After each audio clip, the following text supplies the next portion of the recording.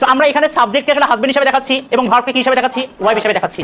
তো সো আসসালামু আলাইকুম সবাইকে, আমরা আমাদের আজকে লেকচার শুরু করছি 22 নম্বর লেকচার। আজকে আমাদের এই লেকচারটা মূলত দুইটা পার্ট হবে, আজকে একটা পার্ট, নেক্সট ক্লাসে আরেকটা পার্ট। সো আজকে আমরা মানে যে বিষয় নিয়ে আলোচনা করছি সেটা হচ্ছে right form of verbs, right. এর সাথে আসলে সাবজেক্ট ভার্ব এগ্রিমেন্ট বা সিনট্যাক্স এগুলো একই রকম অন কাইন্ড অফ, এই জন্য আমরা সবগুলোকে একসাথে কম্বাইন করার চেষ্টা করেছি।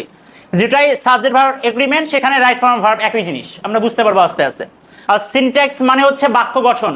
বাক্য গঠন মানে কি, একটা বাক্য কিভাবে সজ্জিত হয়, সাবজেক্ট কেমন হলে ভার্ব কেমন হয়, এই বিষয়গুলোকে সিনট্যাক্সে আলোচনা করা হয়।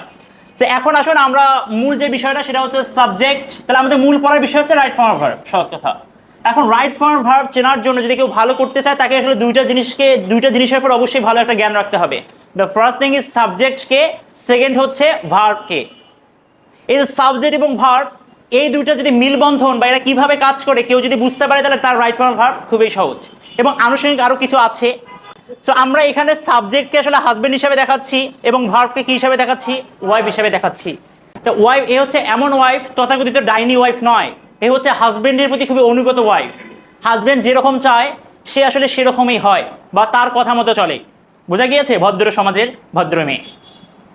এবং আমরা দেখবো আমরা তাদের হাজবেন্ড ওয়াইফের তাদের মধুর সংসারে কখনো কখনো আরো কিছু লোক চলে আসবে, বিশেষ করে তার শাশুড়ি আম্মা। ঠিক আছে, তাহলে মানে পরিবার, সহজ কথা একটা পরিবার নিয়ে আমরা আজকে আলোচনা করছি। পরিবারের মূল যে দুইজন হাজবেন্ড এবং ওয়াইফ, সেই দুইটা আমরা লিখে রেখেছি। তো এখন আমাদের টার্গেট হচ্ছে আমরা হাজবেন্ডকে চিনবো। হাজবেন্ড কত রকম হতে পারে, অনেক রকমের কোয়ালিটির হাজবেন্ড আছে, তাই না? আমাদের বর্তমানে তো এরকম, কেউ লম্বা, কেউ খাটো, কেউ এই টাইপের, ওই টাইপের। তাহলে এখানে হাজবেন্ড মানে সাবজেক্ট আর ভার্ব মানে কি ওয়াইফ। তো এখন আসুন আমরা কিছু এখানে লিখে রেখেছি প্রেপোজিশন। প্রেপোজিশন মানে হচ্ছে বিভক্তি, বাংলা না জানলেও হবে। সো এই যে ইন বা অ্যাট এগুলা প্রেপোজিশন, অফ, ফর এগুলো প্রেপোজিশন।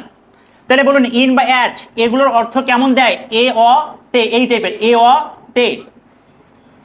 যদি বলি আমি রংপুর এ, এই যে রংপুর এ, রংপুর এ, তাহলে কি হবে, ইন রংপুর।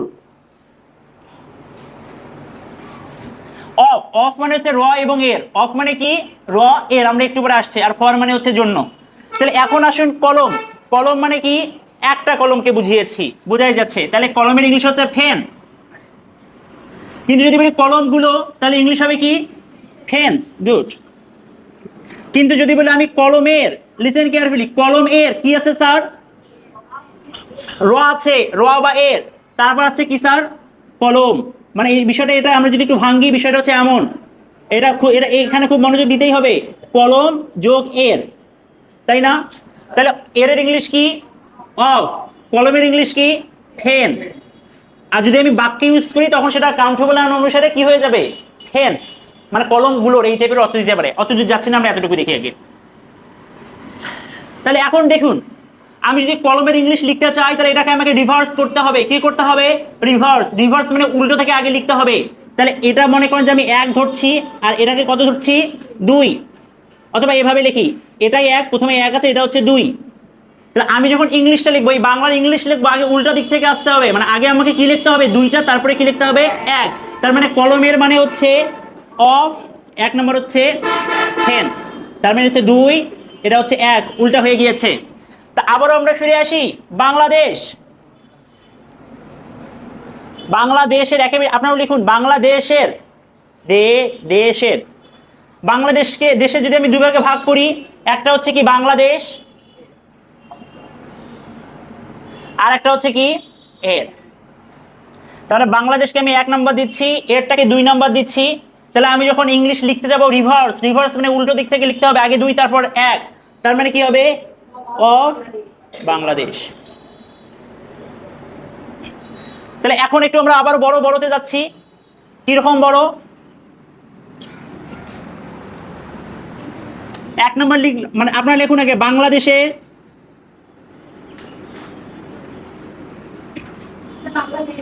বাংলাদেশের, থ্যাংক ইউ,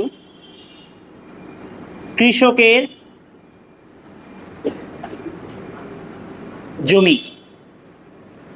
বাংলাদেশের কৃষকের জমি, বাংলাদেশের কৃষকের জমি। চলুন দেখি এদের মাঝে কোনো প্রেপোজিশন আছে কিনা, খুবই মনোযোগ দিয়ে বুঝতে হবে। বাংলাদেশের, তাহলে কে কে আছে, বাংলাদেশ আছে, এবং কে, এটা খুবই ইন্টারেস্টিং পড়া, আপনি অনেক মজা পাওয়ারই কথা। এর, কৃষকের, কৃষক যোগ এর আছে, সাবজেক্ট যে কত বড় হতে পারে সেটা আমরা আজকে শিখবো। কৃষক যোগের, আর জমি তো জমি, জমি যোগের লিখতে পারি না, শুধু জমি। তার মানে আসলে কি, এই বাংলাদেশ বাইরে যত শব্দ এখানে মনোযোগ দেন। 1 নাম্বার কৃষক, এর হচ্ছে 2 নাম্বার, এটা হচ্ছে কি 3 নাম্বার, এটা হচ্ছে কি 4 নাম্বার, এটা হচ্ছে কি 5 নাম্বার। তাহলে আমি যখন এর ইংলিশটা লিখবো, এই বাংলাটার ইংলিশ করব, তাহলে রিভার্স করে আসতে হবে 5 4 3 2 1 এভাবে। চলুন আমরা করতে পারি কিনা একটু দেখি। তাহলে জমি মানে, জমি কি গণা যায়? হ্যাঁ, ল্যান্ড, ল্যান্ডস মানে অনেকগুলো জমি, যেহেতু কাউন্টেবল আমরা গুনতে পারছি, এখানে কাউন্টেবল হিসেবে যদি দেখাই, তাহলে আমি ল্যান্ড লিখবো নাকি ল্যান্ডস লিখবো? ল্যান্ডস লিখবো। তাহলে তার সামনে আমরা নির্দিষ্ট করে যেহেতু বললাম, দেখুন তো কার, কৃষকের জমি, এটা কি বড় লোকের জমি বলেছি? না, নির্দিষ্ট করে বলেছি। আর নির্দিষ্ট মানে কি যেন আনতে হয়? দা। তাহলে দা ল্যান্ডস, দা ল্যান্ডস মানে অনেকগুলো জমিকে মিল করেছি। তাহলে শেষ, 5 নাম্বারটা শেষ। কেন দা আনলাম? কারণ নির্দিষ্ট করে বলেছে কৃষকের জমি, বড় লোকদের জমি, গরিবদের জমি, নির্দিষ্ট মানুষের জমি বুঝিয়েছে। দা ল্যান্ডস, 5 নাম্বার শেষ। তারপরে কি বলুন তো, 4 নাম্বার কি হবে? Of, good, the lands of, of মানে এর। 3 নাম্বার কি হবে? ফার্মার। এটা কি একটা কৃষক নাকি কৃষকগুলো? ফার্মার কি গণা যায় কি গণা যায় না? যায়। যদিও কৃষক একটা দেখা যাচ্ছে, কিন্তু যেহেতু এটা কাউন্টেবল নাউন, একটা বাক্যে আমি লেখার চেষ্টা করছি, এজন্য আমাকে কি করে লিখতে হবে? প্লুরাল করে লিখতে হবে, অফ ফার্মার্স। গেল 5 নাম্বার, 4 নাম্বার, 3 নাম্বার চলে গেল। 2 নাম্বার কে আছে? অফ, আবার এর চলে গেল। 1 নম্বরে কি আছে? বাংলাদেশ। বাংলাদেশকে সংক্ষেপে বিডি লিখি। দেখুন 5 4 3 2 1 একদম পরিপূর্ণ হলো। তাহলে কারো কোনো প্রশ্ন আছে? তাহলে অবশ্যই আপনাকে বিভক্তিগুলো আসলে মানে বুঝতে হবে যে কোনটা কিভাবে কাজ করে। তাহলে এখন আপনি লিখুন তো, বাংলাদেশের কৃষকের জমির ধান। দেখুন, বাংলাদেশের কৃষকের জমির ধান।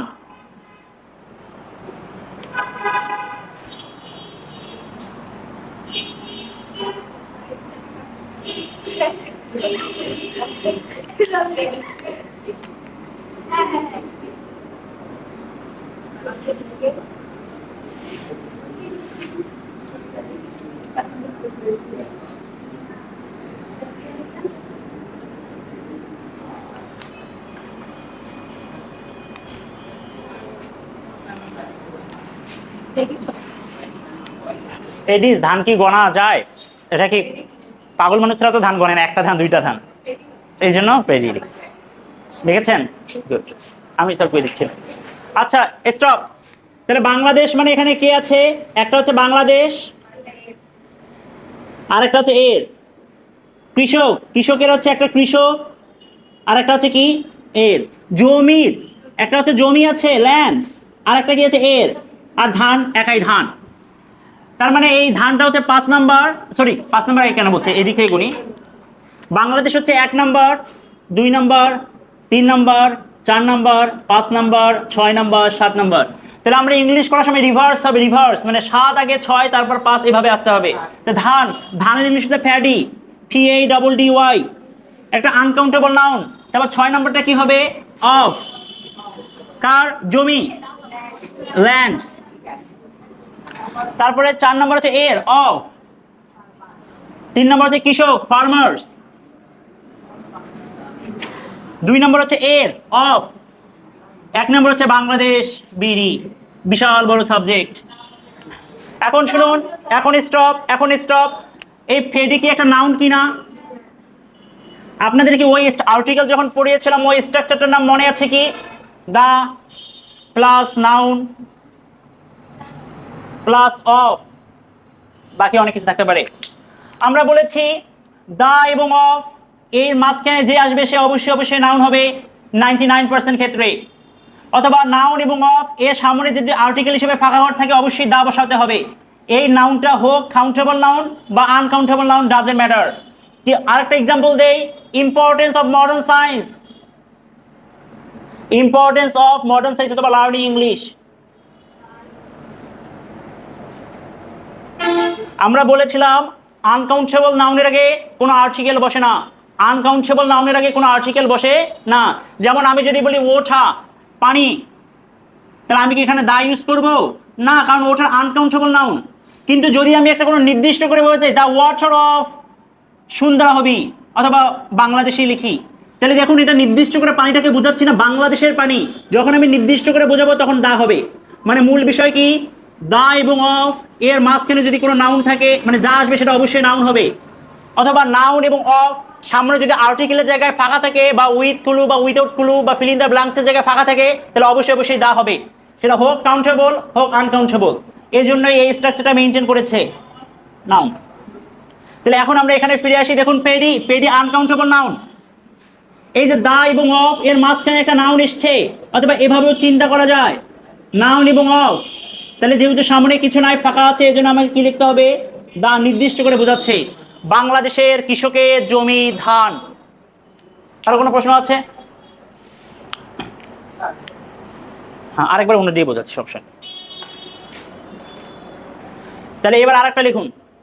তার মানে আমরা কি করব, সকিনা 1 2 3 4 5 6 7 8, এটা হচ্ছে 9। তাহলে ইংলিশ করার সময় মেধা কিভাবে হবে, রিভার্স, রিভার্স মানে উল্টো দিক থেকে হবে। তার মানে হচ্ছে কি 9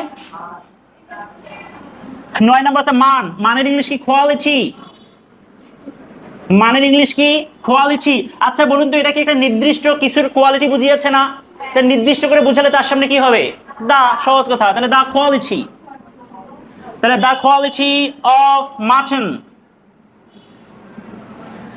MUTTO, মাটন মানে আসলে ছাগলের গোস্ত বা খাসি টাইপের গোস্ত, এই জন্য এক্সট্রা করে না লিখলেও হবে, কিন্তু তারপর আমরা লিখবো, the quality of mutton car sir, কি আছে, অফ গোটস। অনেকে ছাগলের বানানে জানে না যে এটা গোটস, এটা দুঃখজনক। তারপর স্যার কি এর, অফ, এর পরে কি আছে, village, VILLAG, car village, of Sakina. এটা আরেকটু অন্যভাবে লেখা যায়, আবার এইভাবে আমরা লিখছি, মানে সকিনাস ভিলেজ লেখা যায়। বুঝিনি?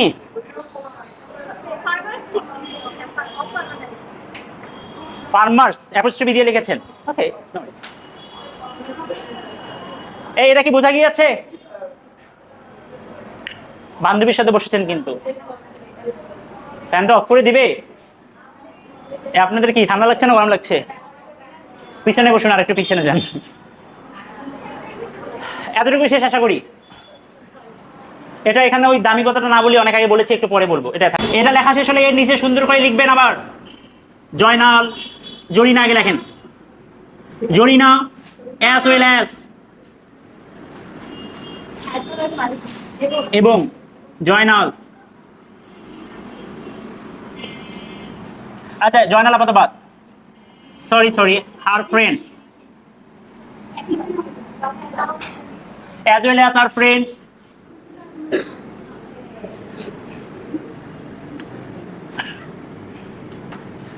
ওয়াস অথবা were killed yesterday.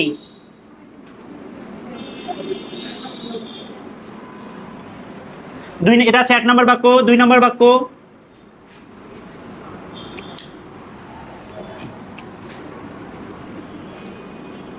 He,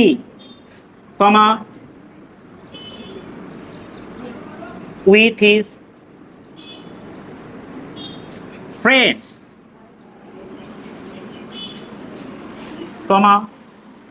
is অথবা are coming,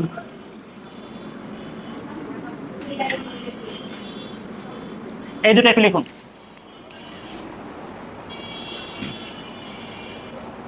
তাহলে প্রথমে যে অংশটা ছিল, এর একটু আগে প্রিপোজিশন যে পড়ালাম, ওটা আসলে পার্ট 1 লিখে রাখুন, আর এটা হচ্ছে পার্ট 2।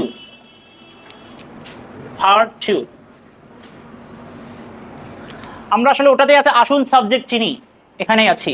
হাজবেন্ডকে চিনতে পারলে ওয়াইফকে চেনা খুব একটা কষ্টের না, যেভাবে মাকে চিনতে পারলে মেয়েকে চেনা খুব একটা কষ্টের না, বা মেয়েকে চিনতে পারলে মাকে চেনা খুব একটা কষ্টের না।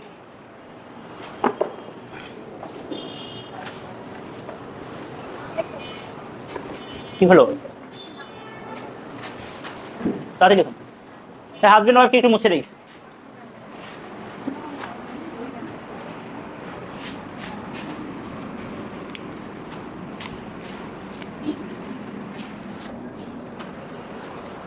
আমরা লাস্ট কোর্সে স্টপ, যারা আমাদের লাস্ট কোর্সের শিক্ষার্থী, আমরা এখানে যে নিয়মটা বলেছি আমরা ওই নিয়মটা আর বলবো না, এটা একটু ভিন্নভাবে বলবো, বাট এই নিয়মটা অনেক আগ থেকে আপনাদের বলে আসছি। বা আপনার গ্রামার বইয়ে এখানে যে নিয়ম বলবো সেটা যেভাবে আছে ওভাবে পড়াটা ঠিক না, ঠিক না বলা ঠিক না, মানে ওর থেকে আরো সহজভাবে পড়া যায়, এত কষ্টের কিছু নাই। এতটুকু শেষ? ওকে, তাহলে এখানে ইংরেজি পড়ার গুরুত্ব কি হবে বলুন তো? তাহলে কি শুধু ইম্পর্টেন্স হবে নাকি দা হবে? দা ইম্পর্টেন্স অফ পড়া মানে রিড, তার সাথে কি হবে? রিডিং। আচ্ছা, এটা একটু জিজ্ঞেস করতে ইচ্ছা করছে, রিডিং ইংলিশ। হ্যাঁ ঠিক আছে, আপনি মিস ঐশী নাও, এটা রিডিং কেন লিখলাম, নট রিড কেন নয়? Don't know? ওকে, ওয়ার দ্য, না পারলে কোনো অসুবিধা নেই স্যার, জাস্ট বলুন যে আমি পাচ্ছি না, পাচ্ছেন না। Thank you. ইতি না সরি, ইতি না, হ্যাঁ আপনি।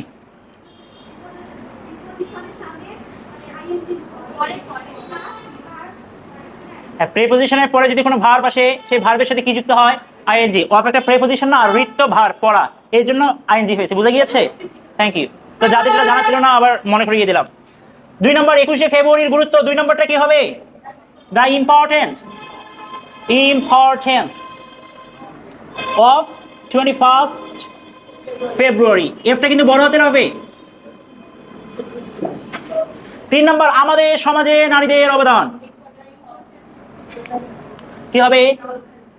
স্টপ। তাহলে এটাতে এভাবে মানে যদি অনেক বড় হয়ে যাচ্ছে আপনি বুঝতে পারছেন না, তখন এই জিনিসটা এভাবে ইউজ করুন। আমাদের এক সমাজে, সমাজকে, সমাজে এখানে কি আছে? 2ও আছে 3ও আছে, তাই না?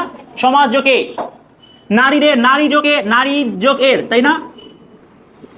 4 + 5, নারীদের মানে কি? নারী যোগের, নারীদের অবদান 6। তাহলে কি দা অবদানের ইংলিশ কি? কন্ট্রিবিউশন। তাহলে এটা আমরা প্লুরাল করতে পারি কন। আচ্ছা, সমাজে কি অবদান বলতে কি একটা অবদান? অনেকগুলো অবদান, কত অবদান, কোটি কোটি গুণে শেষ করা যাবে না। এই জন্য দা কন্ট্রিবিউশনস মানে অবদান, নির্দিষ্ট করে বলেছি কাদের? নারীদের, একটা গোষ্ঠী নির্দিষ্ট, এই জন্য দা কন্ট্রিবিউশনস নারীদের। তাহলে কি স্যার? 6 গেল 5, তাহলে অফ কাদের? উইমেন, WOMEN, উইমেন, উচ্চারণ হচ্ছে উইমেন মানে নারীদের, মহিলা অনেকগুলো নারী, উইমেন নারীদের গেল। 3 নম্বর সমাজে, অফ সোসাইটি, CIETY। এখানে অফ না ইউজ করে আমরা কি ইউজ করতে পারি স্যার? দেখুন আমরা ভুল লিখেছি এখানে, নারীদের কোথায় গেল? সমাজে, ঠিক আছে? এ অতে আছে না সমাজ যোগ এ, সমাজ, সমাজে মানে কি ঐশী? সমাজে মানে কি? সমাজ যোগ এ, সমাজে। তাহলে কি বলতো? এ অতে কে আছে? অ্যাট বা ইন, তাহলে আমরা ইন ইউজ করি, অফ না, কি হবে? ইন সোসাইটি, সমাজে। আশা করি বোঝা যাচ্ছে। কিন্তু আওয়ার সোসাইটি কোনো সমস্যা নেই, একই তো আমাদের। ও হ্যাঁ সরি, এই যে আমাদের সমাজে, দুইটা মিলে একটা আমি ভুল লিখেছি রে। দেখুন তো, একে পুরো in our society, in our society, in our society, in our SOCIETY। হ্যাঁ, অ্যাড দেন, সমস্যা নাই, কিন্তু একটা জায়গা আছে, সমাজ তো একটা বড় জায়গায়, তাই না? এই জন্য বড় জায়গার সামনে ইন দেওয়াটাই ভালো। এই জন্য সমাজের সামনে ইনেই আসে, in society, in the world, in the country.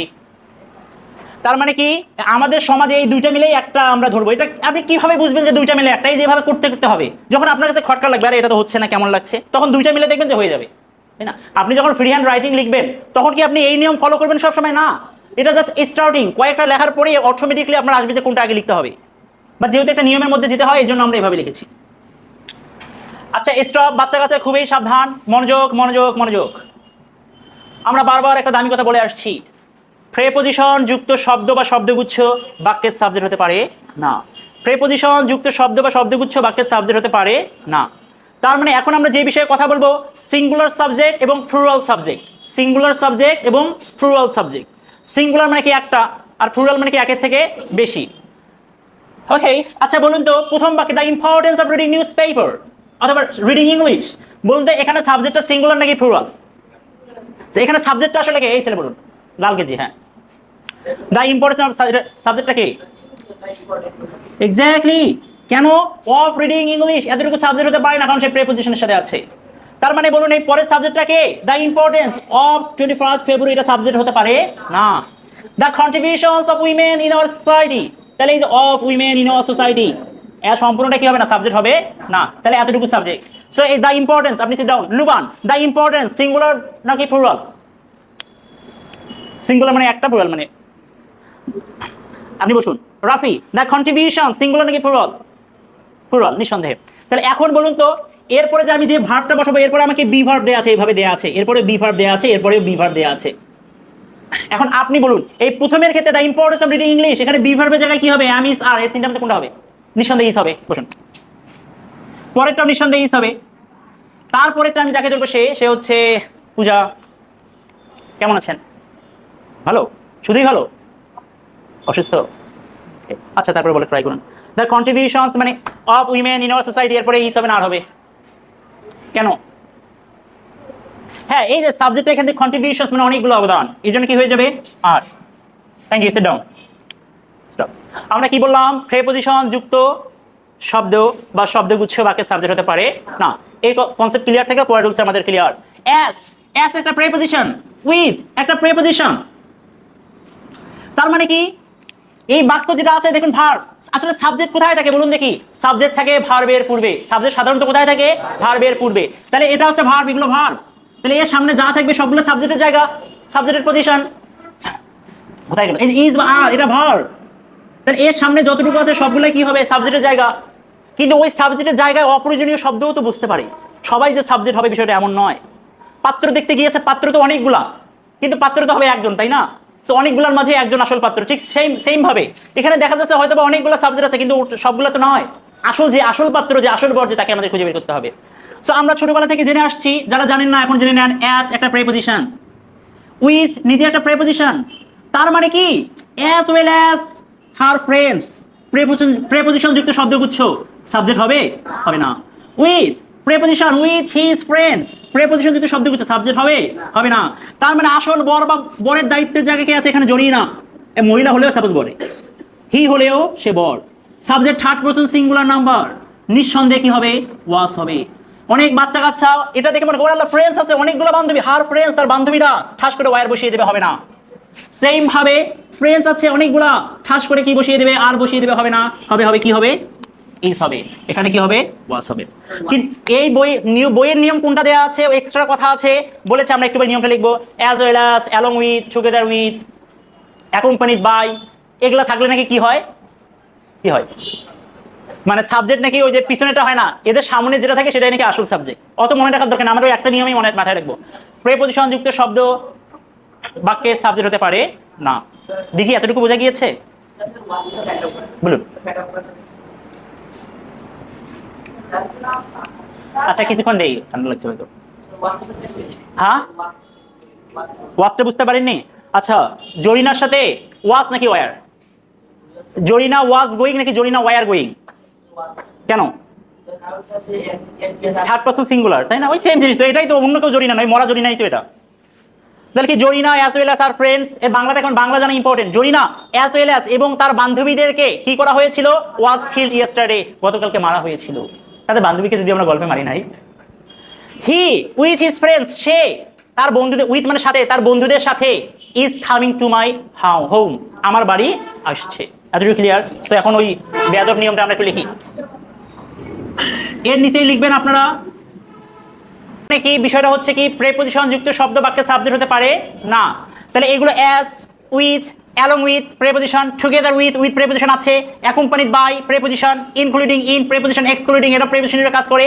আর লাল দিয়ে দুটো লিখেছি, এই দুটো একটু এক্সট্রা করে মাথায় রাখতে হবে আমাদের। হ্যাঁ, অ্যান্ড নট বা অ্যান্ড নো। তাহলে এই টাইপের শব্দ, প্রেপোজিশন যুক্ত শব্দ যদি বাক্যে আসে, তাহলে সাবজেক্ট কি ওটা হবে? ওর সাথে জিনিসপত্র হবে না। তাহলে আসলে এই ভার্বটা কার সাথে মিলবে? এর সাথে। দেখুন, এও লাল, হাজবেন্ড যেমন ওয়াইফও তেমন, হাজবেন্ড যে কালারের ওয়াইফও সে কালারের। ঠিক আছে? তাহলে এখন একটু আমরা বাংলা অর্থ আসি। অ্যাজ ওয়েল অ্যাজ অনেকগুলো অর্থ হয়, তার মধ্যে একটা সহজ অর্থ হচ্ছে এবং। কিন্তু অ্যান্ড এবং এর বৈশিষ্ট্য কিন্তু আলাদা। অ্যান্ড মানে এবং, অ্যাজ ওয়েল অ্যাজ মানেও এবং। একটু পরে আসছি। এ বাচ্চা কাচ্চা, with, along with, together with, accompanied by, including, এই সবগুলোরই বাংলা অর্থ হচ্ছে সাথে বা সহ। সাথে বা সহ। আর এক্সক্লুডিং মানে হচ্ছে বাদ করে দিয়েছে, বিষয়টা এমন। অ্যান্ড নো অ্যান্ড নট মানে তো বুঝতেই পারছেন। তার মানে ছোট্ট একটা মিনি টেস্ট, কি টেস্ট? এটা 1 নম্বর। হ্যাঁ ইরানা, হ্যাঁ ওই প্রাইভেট আছে মানে, আচ্ছা একটা তো পার হয়ে গিয়েছে। অ্যান্ড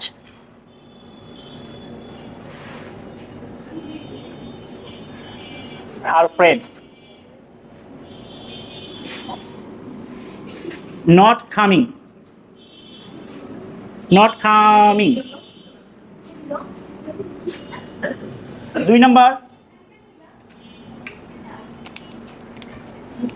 2 নম্বর স্টপ, সেই ইরানা as well as, no এটা নেগেটিভ করতে হবে, নট কামিং মানে নেগেটিভ করতে হবে, as well as her friends dash not coming. করুন তো দেখি।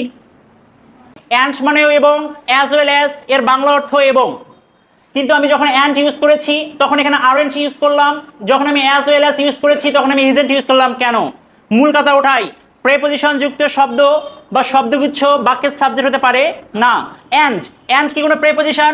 মোটেও নয়। অ্যান্ড হচ্ছে একটা কি কনজাংশন, কনজাংশন। আর যদি এখানে অ্যান্ড নো বা অ্যান্ড নট থাকতো তখন আমরা সামনেটা নিতাম, শুধু অ্যান্ড আছে, অ্যান্ড প্রেপোজিশন নয়। কিন্তু দেখুন অ্যাজ ওয়েল অ্যাজ এটা কি একটা প্রেপোজিশন, মানে অ্যাজ একটা কি একটা এখানে প্রেপোজিশন। এই প্রেপোজিশন যুক্ত শব্দগুচ্ছ বাক্যের কি হবে না? সাবজেক্ট হতে পারবে না। কিন্তু এমন তো কোনো কথা নাই কনজাংশন যুক্ত শব্দগুচ্ছ বাক্যের সাবজেক্ট হতে পারবে না, এমন তো কোনো নিয়ম নাই।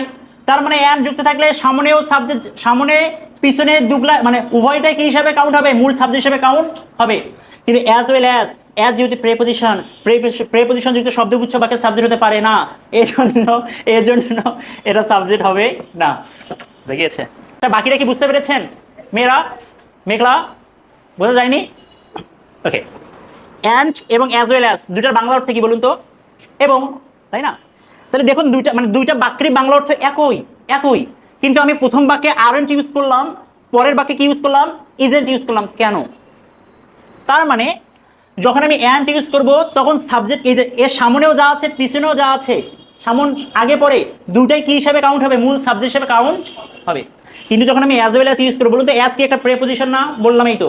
তাহলে অ্যাজ ওয়েল অ্যাজ, তাহলে এই যে অ্যাজ এর সাথে যে বাকিরা আছে এটা কি সাবজেক্ট হিসাবে কাউন্ট হবে না? তাহলে মূল সাবজেক্ট হিসাবে কে কাউন্ট হবে? ইরানা। তা ইরানা কি থার্ড পারসন সিঙ্গুলার নাম্বার না? তাহলে এর সাথে ইজ হবে নাকি আর হবে? ইজ।